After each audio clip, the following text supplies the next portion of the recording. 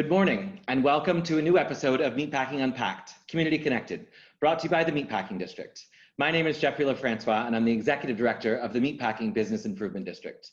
Today, I'm joined by Eduardo Vilaro, Artistic Director and CEO of Ballet Hispánico, and Neil Pepe, Artistic Director of the Atlantic Theatre Company. Eduardo joined Ballet Hispánico as Artistic Director in August of 2009, becoming only the second person to head the company since it was founded in 1970. In 2015, Mr. Vilaro took on additional role of CEO of the organization. He has been part of the Ballet Hispánico family since 1985 as a dancer and educator, after which he began a 10-year record of achievement as founder and artistic director of the Luna Negra Dance Theater in Chicago. Mr. Vilaro has infused Ballet Hispánico's legacy with a bold and eclectic brand of contemporary dance that reflects America's changing cultural landscape. Born in Cuba and raised in New York from the age of 6, he is a frequent speaker on the merits of cultural diversity and dance education. Neil Pepe is an acclaimed director and has been the artistic director of the Atlantic Theatre Company since 1992. Neil has been a master teacher at the Atlantic Acting School at New York University Tisch School of the Arts, and an associate adjunct professor of directing at Columbia University Graduate Film Division. He has been a guest at the O'Neill Playwright Conference, as well as the American Theater Wing. Neil holds an honorary doctorate, as well as a BA from Kenyon College in Ohio. He has served on the board of Art New York, as well as the selection committee for the Harold and Mimi Steinberg Playwriting Award, as well as the Pew Charitable Trust in Philadelphia. So I actually think we just lost Eduardo for a moment. So Neil, Yes. technical difficulties in the day. Thank you for joining us. My pleasure. My pleasure. It's great to be here. Yeah, it's crazy. Sorry about that. Don't worry, welcome back. This is the day and age of Zoom. Right. Thanks for being here, Eduardo, also. You're welcome. Happy to be here. Thank you.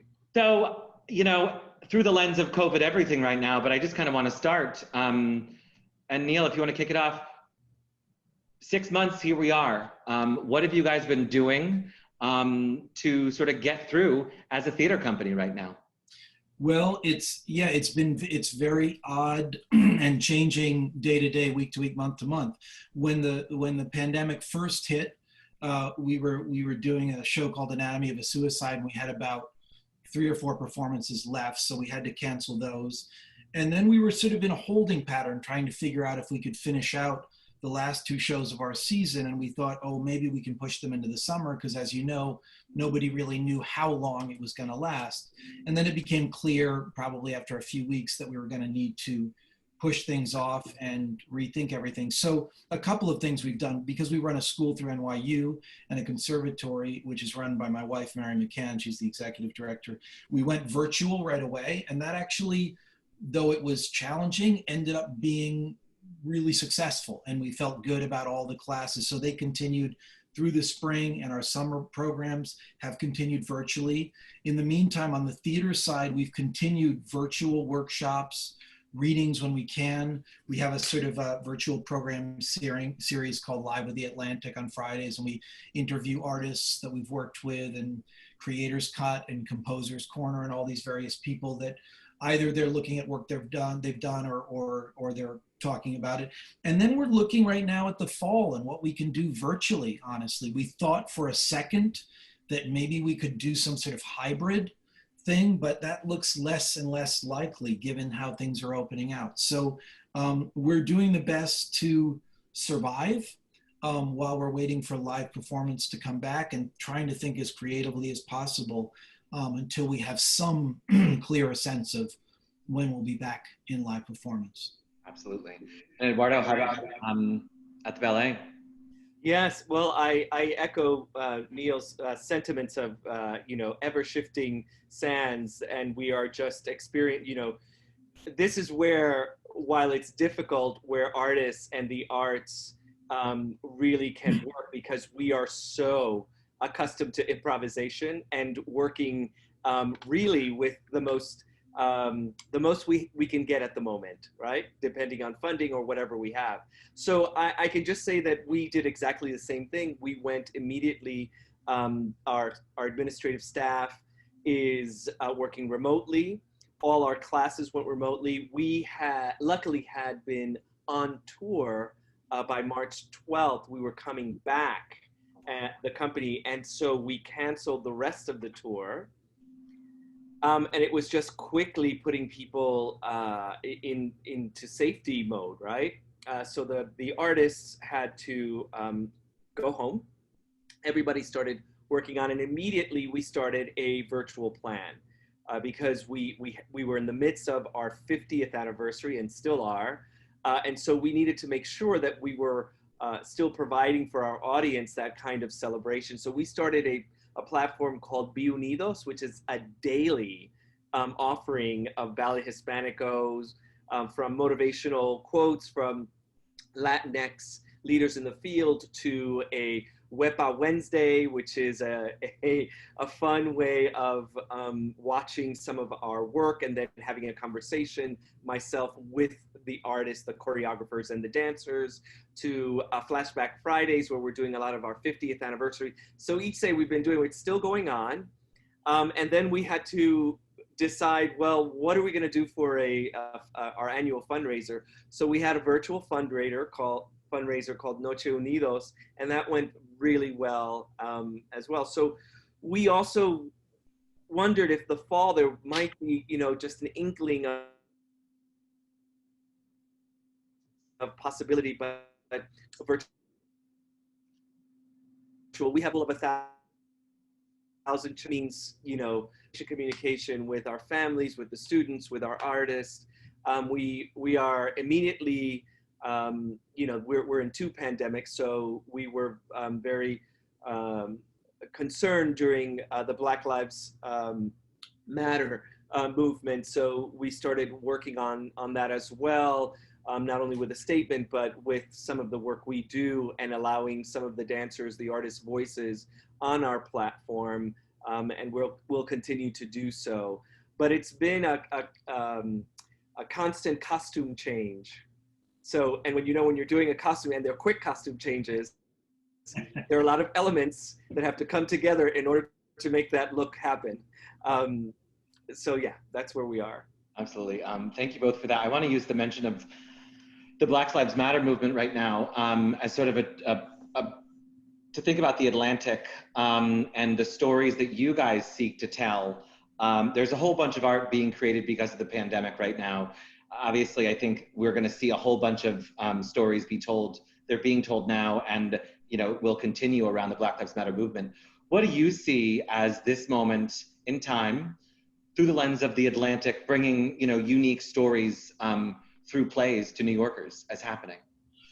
I think it's an incredibly devastating time. It's an important time, and it's a time for we had been trying and generally being fairly successful at a lot of diversifying our programming. I'm very proud of lots of the work that we've been doing, and so it's really kind of looking closely at ourselves. We had been started to do a lot of DEI work, diversity, equality, and inclusion work over the past 4 years. But we've ramped that up and gotten, much more sort of conscientious about it and taking a very, very long, hard look at our organization, both artistically and administratively.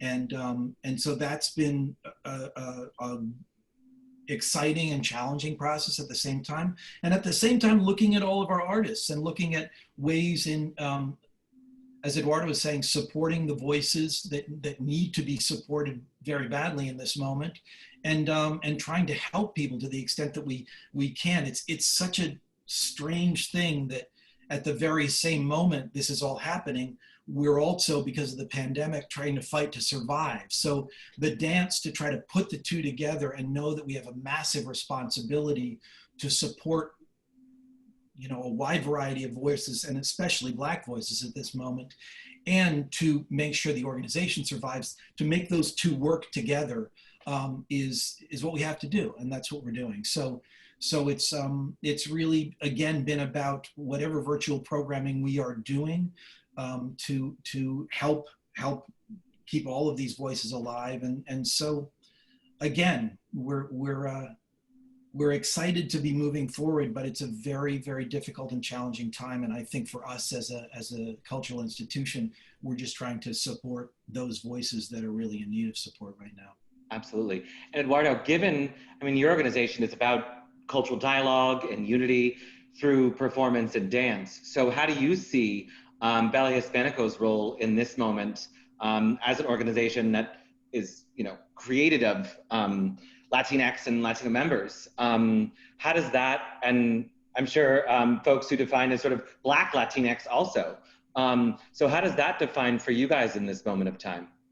Well, it's interesting because I think this is a moment of time for us for leadership. It's always been, and as you said, you know, we have been part of DEI work since our inception, because just being born into the structures that were given to us is enough, right? So we've been fighting this fight in so many different ways, whether it's either just because we're putting work of Latinx artists on stage, to the education that we do.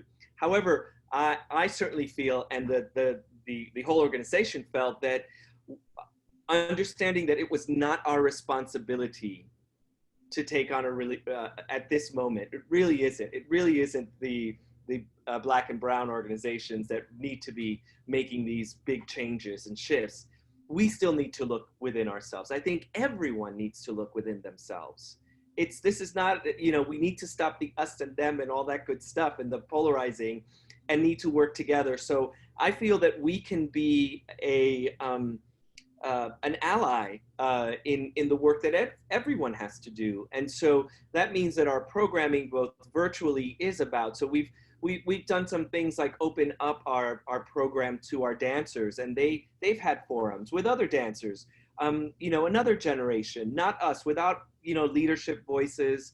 And so that allows for so much more. And it allows for other voices to come into the work that we're doing. We're also looking inside, because even for our organizations, you know, we have to be the kind of ideas that were put are as well, and what we need and what we haven't done, or how marginalized we've been. We have to be very proactive about stepping into the arena and saying, okay, this is how we'd like to be referred to. This is the power that we have, and we can share it. And that is the dialogue. So we're looking at how to, the nuances of this dialogue, and how we can be a very strong advocate for these important discussions. Yeah. I want to talk technical for a minute, just from a planning standpoint. You guys have productions and tours, and a whole lot goes into planning a season. There's so much unknown right now, so let people know, like, you put a season together, and then it takes X amount of time to plan for that company, for this production, that run, and then you sort of fold into the next. So what does it look like to turn back on for you guys in terms of a time frame? It's you want me to go first? Yeah, sure. No, sorry.